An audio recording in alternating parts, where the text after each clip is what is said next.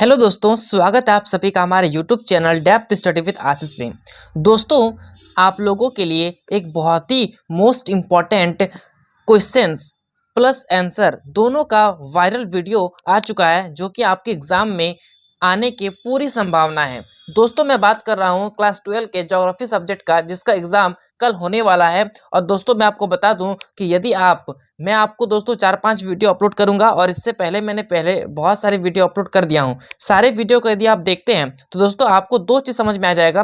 पहला चीज़ ये कि मोस्ट इंपॉर्टेंट वायरल क्वेश्चंस क्या चीज़ें होती है, प्लस दोस्तों क्वेश्चन का आंसर आपको कैसे लिखना है। ठीक है, ये दोनों चीज़ दोस्तों मैं आपको अपने वीडियो के माध्यम से समझाना चाहूँगा और सिखाना चाहूँगा। तो दोस्तों, वीडियो को शुरू से लेकर अंत तक बने रहिए। जितना हो सके दोस्तों इस वीडियो को शेयर कीजिए, क्योंकि दोस्तों ये जो क्वेश्चन है वो मोस्ट इंपॉर्टेंट क्वेश्चन है दोस्तों। तो चलिए शुरू करते हैं और सबसे पहला क्वेश्चन को देखते हैं, जो कि दोस्तों बहुत बार रिपीट हो चुका है। सबसे पहला क्वेश्चन है कि भारत में जनसंख्या वृद्धि के कारण की व्याख्या कीजिए। ठीक है, ये जो दोस्तों क्वेश्चन है ये 5 मार्क्स का क्वेश्चन है, जो कि आपके लिए बहुत ही ज्यादा महत्वपूर्ण है, मोस्ट इंपॉर्टेंट है। दोस्तों, एक जो क्वेश्चन है इसमें पूछा गया था कि जनसंख्या वृद्धि के कारण। तो दोस्तों यहाँ पे आपको लिखना है कि भारत में जनसंख्या वृद्धि एक गंभीर समस्या है। इसके प्रमुख कारण निम्नलिखित हैं। ठीक है, सबसे पहला कारण है दोस्तों उच्च जन्म दर। मतलब भारत में जो है जन्म मतलब बहुत सारे बच्चे जो है दिन प्रतिदिन पैदा हो रहे हैं, जिसके कारण जनसंख्या में वृद्धि हो रही है। ठीक है, दूसरा कारण है मृत्यु दर में कमी। दोस्तों, हमारे जो भारत है वहाँ पे दोस्तों बहुत सारे मेडिकल हॉस्पिटल्स, जिसमें बहुत तरह तरह की दवाइयाँ वर्तमान समय में देखने को मिलेगी, जिसके माध्यम से कोई भी रोग होती है या फिर कोई भी बीमारी होती है, जिसका इलाज दोस्तों हमारे पास है, जिसके कारण बस दोस्तों यहाँ पे जो भारत में या फिर विश्व में जो जनसंख्या है वो धीरे धीरे करके घट रही है। इसके ये भी एक कारण हो सकता है जनसंख्या वृद्धि का। तीसरा है दोस्तों गरीबी। ठीक है, इसमें लिखा हुआ है कि अधिक बच्चे को आय का साधन समझना। इसका मतलब दोस्तों जितने भी गरीब इंसान हैं उन लोग को दोस्तों जो गरीब होते हैं उनको एक फैक्ट्री या फिर ऐसे जगह पर काम कराया जाता है जहां पर उसका आय का साधन मतलब इनकम का साधन उन लोग को माना जाता है। ठीक है, नेक्स्ट है अशिक्षा। ठीक है, इसका मतलब ये हुआ दोस्तों कि अगर भारत की जनसंख्या जो है पॉपुलेशन है, उनके पास बहुत सारे ऐसे मनुष्य हैं जिनको मतलब कुछ नॉलेज ही नहीं है कि हमें जो है शादी करने के बाद इतना बच्चा पैदा करना है, या फिर कोई मतलब प्लानिंग ही नहीं होता है, जिसके माध्यम से वो जो है दिन प्रतिदिन जो है बच्चे पैदा करते हैं, जिसके माध्यम से भारत में जो है जनसंख्या धीरे धीरे करके बढ़ती जाती है। ठीक है, नेक्स्ट दोस्तों सामाजिक धार्मिक कारण, जिसमें छोटे परिवार का विरोध देखने को मिलता है। परिणाम स्वरूप यदि हम देखें, कंक्लूजन में बात करें दोस्तों, तो सीधा सीधी बात है, एक है बेरोजगारी, एक है गरीबी और साधनों का दबाव, जिसके कारण जो है यहाँ पे आपको देखने को मिल रहा है जनसंख्या वृद्धि। ओके, तो दोस्तों ये जो क्वेश्चन है इसको आप यदि डिटेल में लिखते हैं, एक एक क्वेश्चन को, ये सारे को अच्छे से वर्णन करते हैं, ये सारे पॉइंट्स को आप एक एक करके वर्णन करते हैं, और लास्ट में दोस्तों आपको जो है निष्कर्ष लिखना है। ठीक है, तो दोस्तों इस तरीके से जो है आप यदि लिखते हैं क्वेश्चन को, तो प्रॉपर दोस्तों आपको जो है 5 मार्क्स दिया जाएगा। याद रखें, लॉन्ग क्वेश्चन के आंसर में आपको निष्कर्ष देना मोस्ट इंपॉर्टेंट है। चलिए आगे बढ़ते हैं। क्वेश्चन नंबर 2 जो कि मोस्ट इंपॉर्टेंट है, पूछा गया है कि भारत में प्रवासन मतलब प्रवास के कारणों एवं प्रभावों का वर्णन कीजिए। तो दोस्तों देखते हैं प्रवास होता क्या है। तो सबसे पहले दोस्तों आपको समझना चाहिए कि एक स्थान से दूसरे स्थान पर स्थायी या अस्थायी रूप से जाना प्रवास कहलाता है। ठीक है, तो प्रवासन आपको समझ में आ गया। इसका कारण क्या हो सकता है दोस्तों? तो इसका सबसे पहला कारण हो सकता है आर्थिक कारण, जिसमें रोजगार की तलाश में इंसान एक जगह से दूसरी जगह जाते हैं। तो दोस्तों यदि आप इसको वर्णन करते हैं, ठीक है, इसको हर एक पॉइंट को आपको दोस्तों डिटेल में लिखना है। ठीक है, मैं यहाँ पे हम लोग के पास इतना टाइम नहीं है कि मैं आपको हर एक पॉइंट को डिटेल में बताऊं और आप रट्टा मारे, नहीं, आपको समझना पड़ेगा। आप हर एक चीज को समझिए और खुद से जोड़ जोड़ के लिखिए। ठीक है, आपको समझना होगा, तभी आप अपने एग्जाम में सारे क्वेश्चंस को अटेम्प्ट कर पाएंगे। यदि आप रट के सारे क्वेश्चंस को जाते हैं तो दोस्तों आप सारे क्वेश्चंस को भूल जाएंगे और आप एक भी क्वेश्चन को अच्छे से अटेम्प्ट नहीं कर पाएंगे। तो दोस्तों मैं आपको गुजारिश करना चाहूंगा कि आप हर एक क्वेश्चन को समझिए। ठीक है, दूसरा पॉइंट है सामाजिक कारण, जिसमें विवाह और शिक्षा ये दोनों आती है। ठीक है, विवाह, मान लीजिए कि विवाह जो होती है, जैसे कि मान लें कि एक ये समाज है जिस समाज में अच्छे लोग नहीं रहते, या फिर अच्छा ऐसा समाज, ऐसे घर नहीं मिलते जिसमें शादी करने का जो है बात किया जाए। ठीक है दोस्तों, वो उस तलाश में इन लोग जो है एक जगह से दूसरी जगह शिफ्ट हो जाते हैं, और फिर वहाँ पे जो है उन लोग का स्वभाव देख के या फिर वहाँ का जो समाज है, सामाजिक व्यवस्था है, उसको देखकर वहाँ पे जो है बच्चे मतलब जो भी पुरुष हैं या फिर महिला है वो आकर्षित होते हैं। यहाँ पे दोस्तों नेक्स्ट है राजनीतिक कारण, जिसमें दंगे, अशांति। मान लीजिए जो ये एक क्षेत्र है, इस क्षेत्र में बहुत ज़्यादा लड़ाई झगड़ा होता है या फिर किसी भी प्रकार का शांति नहीं है, ठीक है, तो इसी कारणवश भी इंसान जो है यहाँ पे रहना पसंद नहीं करते हैं और एक जगह से दूसरे जगह शिफ्ट हो जाते हैं, ठीक है। देखेंगे प्राकृतिक कारण, जिसमें मान लीजिए बाढ़, मान लीजिए यहाँ पे एक नदी है, ठीक है, तो दोस्तों मान लीजिए इस समाज में सामने में एक नदी बह रही है, तो इस नदी का पानी कभी कभी जो है सामने की ओर आ जाता है, जिसके कारण जो यहाँ पे बहुत ज़्यादा मुसीबत का सामना करना पड़ता है। तो इस कारणवश भी दोस्तों यहाँ से जो है एक जगह से दूसरे जगह चल जाते हैं, ठीक है, और इसी को प्रवास कहते हैं, ठीक है दोस्तों। अगर इसके प्रभाव की बात करें तो इसमें प्रभाव में क्या होता है, शहरीकरण में वृद्धि। बहुत सारे लोग काम की तलाश में गाँव से शहर की ओर जाते हैं और शहर में अधिक जनसंख्या हो जाता है, ठीक है, तो शहरीकरण में वृद्धि होती है। नेक्स्ट है झुग्गी झोपड़ियों का विकास, ठीक है, वहाँ पे जो दोस्तों कोई कोई जो है मान लीजिए इस गांव में पसंद नहीं करते तो दूसरा गांव में रहना पसंद करते हैं, जहाँ पे जो है मतलब बहुत सारी जो है झोपड़ियाँ हो जाती है और झोपड़ियों का विकास भी होता है, ठीक है। नेक्स्ट है ग्रामीण क्षेत्रों में जनसंख्या की कमी। जैसे कि दोस्तों गांव से अभी वर्तमान समय में गांव से अधिकतर इंसान जो है शहर की ओर पलायन कर रहे हैं, ठीक है, तो इस ये भी हो सकता है कि जो गांव है उसकी संख्या कम होती जा रही है और दिन प्रतिदिन जो है हर एक चीज को डेवलप किया जा रहा है और शहर बनाया जा रहा है। आगे बढ़ते दोस्तों क्वेश्चन नंबर 3, जो कि दोस्तों कृषि से क्वेश्चन एक आता ही आपके एग्जाम में है, चाहे आपको कृषि की समस्या के बारे में पूछ दे या फिर प्रकार के बारे में पूछ दे। तो यहाँ पे पूछा गया है कि भारत में कृषि के प्रकारों का वर्णन करें। और एक क्वेश्चन है दोस्तों कृषि से संबंधित कि भारत में जो भी कृषि है उसकी समस्याएं क्या क्या है, ठीक है, या तो आपसे समस्या पूछ दे या फिर प्रकार में कोई भी प्रकार, जैसे कि मान लीजिए चाय के बारे में पूछ दे या फिर चावल के बारे में, गेहूं के बारे में, तो इस तरीके से क्वेश्चन पूछा जा सकता है। तो चलिए इस क्वेश्चन को देखते हैं। तो भारत एक कृषि प्रधान देश है और यहाँ कृषि के मुख्य प्रकार हैं, ठीक है, बहुत सारे प्रकार हैं। तो सबसे पहला प्रकार देखेंगे तो वो है निर्वाह कृषि। इसका मतलब यह दोस्तों है कि किसान जो है अपने उपभोग के लिए उत्पादन करता है, मतलब खुद के लिए अपना जीवन निर्वाह करने के लिए वो उतना ही खेती करता है जितना उनका घर चल सके या फिर उनका रोजी रोटी बहुत अच्छे से हो जाए, ठीक है। तो ये सबसे फर्स्ट प्रकार है निर्वाह कृषि। इसको दोस्तों आप जो है यहाँ पे डिटेल से भी लिख सकते हैं, मैंने दोस्तों इस पॉइंट को अच्छे से आपको एक्सप्लेन कर दिया है।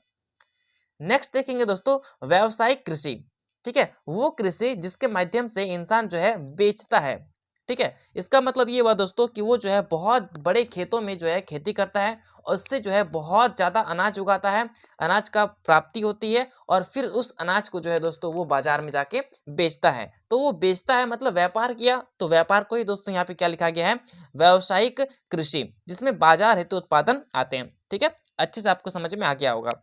नेक्स्ट दोस्तों रोपण कृषि, जिसमें चाय, कॉफी, रबर ये सारी आती है। और नेक्स्ट है मिश्रित कृषि, जो कि मोस्ट इंपॉर्टेंट है और इससे भी दोस्तों व्यापार किया जाता है। इसमें दोस्तों दो प्रकार की होती हैं चीजें। पहला होता है फसल, जिसमें फसल उगाई जाती है और उसके माध्यम से जो है उसको बेनिफिट मिलता है। और दूसरा है दोस्तों पशुपालन, जिसमें पशुओं को पाला जाता है और उसके द्वारा प्राप्त किया गया जो भी चीजें हैं, जैसे कि मान लीजिए गाय से दूध प्राप्त हो गया, भेड़ से ऊन प्राप्त हो गया, तो ये चीजें को भी बेचकर जो है वो धन प्राप्ति करते हैं, ठीक है। ओवरऑल देखा जाए तो मानसून जो है वो भारतीय कृषि की रीढ़ है। मतलब दोस्तों जब भारत में जून जुलाई में मानसून प्रवेश होता है तो वो मानसून जो है वो बहुत ही ज्यादा महत्वपूर्ण भूमिका निभाती है इस कृषि में, ठीक है। तो आशा करता हूं दोस्तों ये जो कृषि का प्रकार था मैंने आपको बहुत ही अच्छे से समझा दिया है। आगे देखते हैं क्वेश्चन नंबर 4, भारत में जल संसाधन के संरक्षण की आवश्यकता क्यों है, ठीक है, भारत में जो है जल को क्यों बचाना इंपॉर्टेंट है, ठीक है, सीधा सीधा क्वेश्चन है। तो चलिए देखते हैं कैसे इंपॉर्टेंट है और क्यों इंपॉर्टेंट है। भारत में जल असमान रूप से वितरित है। इसका मतलब ये हुआ कि ये यदि हम भारत को देखें तो ये जो भारत है दोस्तों, इस भारत में ऐसा नहीं है कि मान लीजिए कि यहाँ पे जितना पानी है उतना पानी यहाँ पर भी है, जरूरी नहीं है। इसका मतलब ये हुआ कि भारत में जो जल का वितरण है वो असमान है, मतलब समान नहीं है, ठीक है। आगे बढ़ते हैं दोस्तों, यहाँ पे लिखा हुआ है कि जो जल को जो है बचाना आवश्यकता के कारण, मतलब बचाव क्यों इंपॉर्टेंट है। तो सबसे पहला पॉइंट है दोस्तों बढ़ती जनसंख्या। इसके मतलब दोस्तों अभी वर्तमान समय में देखा जाए तो भारत जो है वो विश्व का सबसे ज्यादा जनसंख्या वाला देश बन चुका है। तो अगर जनसंख्या दिन प्रतिदिन बढ़ती जाएगी तो हम लोग को दोस्तों पानी जो है, जो जल है, उसको संरक्षण करना पड़ेगा ताकि हर एक नागरिक को जो है जल आसानी से प्राप्त हो सके और वो जो है अपना प्यास बुझा सके, ठीक है। नेक्स्ट दोस्तों औद्योगिकरण, इसका मतलब फैक्ट्री, ठीक है। नेक्स्ट है कृषि की बढ़ती मांग और दोस्तों नेक्स्ट है जल प्रदूषण। तो ये सारी चीजें जो है इसका कारण हो जाएगा। ठीक है, अगर दोस्तों हम उपाय की बात करें तो उपाय मतलब कैसे हम लोग संरक्षण कर सकते हैं, तो सबसे पहला है वर्षा जल संचयन। मतलब वर्षा का जो भी जल है उसको हम लोग जो है एक जगह इकट्ठा कर सकते हैं। दूसरा है बांधों का निर्माण। कई जगह जो है इतना बारिश होती है कि वहां पे जो है पानी बहकर वेस्ट हो जाता है, परंतु यदि बांध बना दिया जाए तो वहां पे जो है पानी स्टोर हो जाता है और उसका उपयोग जो है फ्यूचर में भविष्य में देखने को मिलता है। नेक्स्ट है जल का पुनर्चक्रण। ठीक है, तो ये सारी चीजें जो है दोस्तों उपाय हो जाती है।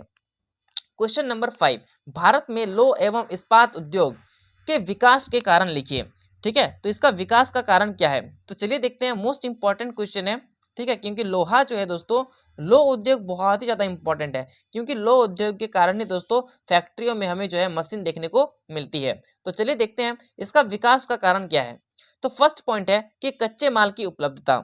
ठीक है, मतलब ये जो दोस्तों लौह इस्पात है, मतलब इस्पात उद्योग है, यहाँ पे दोस्तों लोहा बनाया जाता है और लोहा से ही दोस्तों वो सारी चीजें बनती है, चाहे वो मशीन हो, मशीन का एक एक जो पुर्जा होता है वो सारा चीज दोस्तों जो है लोहा से ही बनता है। ठीक है, इसलिए यहाँ पे जो है कच्चा माल की उपलब्धता यहाँ पे फर्स्ट पॉइंट है। दूसरा है कोयले की प्राप्तता। तीसरा है सस्ते श्रमिक। नेक्स्ट है परिवहन सुविधा। इसका मतलब ये हुआ दोस्तों, जो विकास का कारण है सबसे पहला कारण है कच्चा माल। ठीक है, वो जो है आसानी से उपलब्ध हो जाता है। दूसरा है कोयला की प्राप्तता। ठीक है, पर्याप्तता। तीसरा है सस्ते श्रमिक, मतलब सस्ता श्रमिक मिल जाता है। नेक्स्ट है परिवहन सुविधा। ठीक है, जो भी लौह इस्पात है उसमें जो है सामने में आपको जो है परिवहन की सुविधा मिल जाएगी। नेक्स्ट है बाजार की उपलब्धता। आप परिवहन के माध्यम से बाजार में ले जाएं और वहां पे दोस्तों आप जो है उसको बेच सकते हैं। चलिए क्वेश्चन नंबर 6 देखते हैं। भारत में परिवहन के आर्थिक विकास में क्या योगदान है। तो परिवहन का आर्थिक विकास में क्या योगदान है, चलिए देखते हैं। परिवहन मतलब जैसे कि हो गया बस हो गया, ठीक है, ट्रक हो गया, जो भी माल गाड़ियां जो है ट्रम्फर होती है, वो सारी चीजें दोस्तों यहाँ पे परिवहन में के रूप में आ जाएगी। तो यहाँ पे परिवहन जो है वो देश की अर्थव्यवस्था को गति देता है। मतलब कोई भी चीज, मान लीजिए कि कोई बिजनेसमैन है जो घर डिलीवरी करता है, तो वो डिलीवरी कैसे कर पाएगा, एक जगह से दूसरी जगह जाएगा, जाएगा कैसे, तो कोई परिवहन चाहिए, तो वो परिवहन जो है मोस्ट इंपॉर्टेंट हो जाता है। ठीक है, तो इसका योगदान देखते हैं। तो योगदान में दोस्तों यहाँ पे बताया गया है, फर्स्ट पॉइंट है उद्योगों को कच्चा माल। मतलब उद्योगों को कच्चा माल पहुंचाने का कार्य परिवहन का होता है। कृषि उत्पादन का विपणन। नेक्स्ट है क्षेत्रीय विकास। नेक्स्ट है राष्ट्रीय एकता को बढ़ावा। तो ये सारी चीजें हैं दोस्तों जो कि परिवहन मोस्ट इंपॉर्टेंट रोल निभाता है भारत की अर्थव्यवस्था को बढ़ाने में। ठीक है, चलिए आगे बढ़ते हैं। क्वेश्चन नंबर 7 देखते हैं। शहरीकरण से आप क्या समझते हैं और इसके प्रभाव बताइए। दोस्तों शहर क्या होती है और शहर का प्रभाव इफेक्ट क्या देखने को मिलता है। तो ये क्वेश्चन आप जो है ऐसे भी अगर समझने की कोशिश करेंगे और खुद से भी लिखने का कोशिश करेंगे तो दोस्तों इसका आंसर आपको जो है पढ़ने की जरूरत नहीं है, क्योंकि इसमें जो है आपको थोड़ा सा दिमाग लगाना है और अपने शब्दों में इस क्वेश्चन को आंसर लिखना है। चलिए मैं फिर भी बताता हूँ कि जब अधिक लोग शहरों में बसने लगते हैं तो उसे शहरीकरण कहते हैं। अर्थात कोई ऐसा क्षेत्र जो डेवलप हुआ हो, वहां पे जो है जनसंख्या भी ज्यादा हो, उस क्षेत्र को शहरीकरण हम लोग बोल सकते हैं, शहर कहा जा सकता है। अगर इसका हम सकारात्मक प्रभाव देखेंगे तो फर्स्ट पॉइंट है रोजगार के अवसर। मतलब दोस्तों शहर में जो है फैक्ट्रियां होती है, बहुत सारे उद्योग होते हैं, जिस कारणवश जितने भी लोग हैं उनको जो है रोजगार की प्राप्ति हो जाती है। नेक्स्ट है शिक्षा और स्वास्थ्य सुविधाएं। मतलब दोस्तों शहर में जो है तरह तरह की स्कूलें होती है, चाहे वो गवर्नमेंट हो या फिर प्राइवेट हो, दोनों प्रकार की स्कूलें देखने को मिलती है। प्लस जो हॉस्पिटलें हैं वो भी दोस्तों आपको जो है शहर में बहुत ही अच्छी देखने को मिलती है, मतलब हाई क्वालिटी वाली। ठीक है, नेक्स्ट है अगर हम लोग नकारात्मक प्रभाव की बात करें तो सबसे पहला पॉइंट है जो कि मोस्ट इंपॉर्टेंट है, वो है प्रदूषण। शहर में बहुत सारी जो है परिवहन चलती है जिसके माध्यम से बहुत ज्यादा धुआं उगता है। प्लस जो फैक्ट्रियां होती है उसमें भी दोस्तों बहुत ज्यादा जो है धुआं मतलब उठती है, जिस कारण बस पर्यावरण जो है वो प्रदूषित हो जाता है। ठीक है, नेक्स्ट है झुग्गी बस्तियां और नेक्स्ट दोस्तों यातायात समस्याएं। तो दोस्तों ये जो सारी चीजें हैं ये आप खुद से भी समझ कर तर्क वितर्क करके जो है इसका आंसर आप लिख सकते हैं। क्वेश्चन नंबर 8, भारत की जनसंख्या वितरण को प्रभावित करने वाले कारकों का वर्णन कीजिए। तो चलिए देखते हैं कि वितरण में प्रभावित करने वाले क्या कारण हो सकते हैं। तो फर्स्ट कारक है भौतिक कारक, जिसमें दोस्तों जलवायु, भूमि और जल ये तीनों आ जाती है, जिस कारणवश लोग जो है किसी क्षेत्र में रहना पसंद करते हैं। जनसंख्या वितरण का मतलब ही होता है जनसंख्या का फैलाव, मतलब अधिक जनसंख्या। एक क्षेत्र में अधिक जनसंख्या कैसे हो सकती है? सबसे फर्स्ट पॉइंट है कि यहाँ पे जो है जलवायु हो, जलवायु अच्छी हो। दूसरा है यहाँ की भूमि भी अच्छी हो और तीसरा है दोस्तों यहाँ पे जल भी आसानी से उपलब्ध हो सके। इस कारणवश यहाँ पे जो है जनसंख्या अधिक रहना पसंद करेगी। अगर हम लोग आर्थिक कारक की बात करें तो फर्स्ट है उद्योग और सेकंड है कृषि। ठीक है, यहाँ पे दोस्तों फैक्ट्रियां भी होती है और कुछ जगह पर कृषि भी मतलब एग्रीकल्चर भी किया जाता है। ठीक है, ये आर्थिक कारक में आ जाएगी। नेक्स्ट सामाजिक कारक, जिसमें शिक्षा और स्वास्थ्य आती है, जिस कारणवश लोग जो है उस क्षेत्र में रहना पसंद करते हैं ताकि उनके जो बच्चे होंगे वो अच्छे से स्कूल में जाके पढ़ सके, प्लस अगर कोई भी बीमारी होती है तो वो हॉस्पिटल में जाके तुरंत इलाज कर सके। तो हॉस्पिटल भी होनी चाहिए उस क्षेत्र में और स्कूल भी होनी चाहिए उस क्षेत्र में, जिस कारणवश लोग जो है उस क्षेत्र में रहना पसंद करेंगे। नेक्स्ट पॉइंट है कि भारत में ऊर्जा संसाधन के प्रकार समझाइए। तो फर्स्ट है परंपरागत ऊर्जा और सेकंड है अपरंपरागत ऊर्जा। तो पहला है कोयला, दूसरा है पेट्रोलियम और तीसरा है जल उद्योग, जो कि परंपरागत ऊर्जा में आ जाएगी। वहीं पर अगर हम बात करें अपरंपरागत ऊर्जा स्रोत में तो फर्स्ट है सौर ऊर्जा, पवन ऊर्जा और जैव ऊर्जा। दोस्तों आपको हर एक पॉइंट को एक एक करके डिटेल में समझाना है। अगर आप समझा देते हैं तो दोस्तों आप जो है 5 मार्क्स प्राप्त कर लेंगे। ठीक है, चलिए क्वेश्चन नंबर 10 जो कि इस वीडियो का लास्ट क्वेश्चन है। इसके बाद दोस्तों मैं और भी वीडियो डालूंगा, आप सारे वीडियो को देखें, उसके बाद ही अपने एग्जाम में बैठें। दोस्तों मैं आपको बता दूं कि आपके एग्जाम में जितने भी क्वेश्चंस आएंगे, ठीक है, वो सारे क्वेश्चंस में 90 से 95 क्वेश्चंस मेरे द्वारा पढ़ाया गया चैनल से आएगा। ये सारे क्वेश्चंस आएंगे, आप सारे वीडियो को देखिए। प्लेलिस्ट आपको नीचे में मिल जाएगा, उस प्लेलिस्ट को टच करें। ज़्यादा वीडियो नहीं होगी, 20 वीडियो जैसी होगी। आप सारे वीडियो को देख कर जाएं, आपको बहुत ही अच्छा मार्क्स आने वाला है। ठीक है, तो दोस्तों यदि आप हमारे चैनल पर नए हैं तो चैनल को सब्सक्राइब कर लें, टेलीग्राम ग्रुप में ज्वाइन हो जाए, इंस्टा में फॉलो कर लें।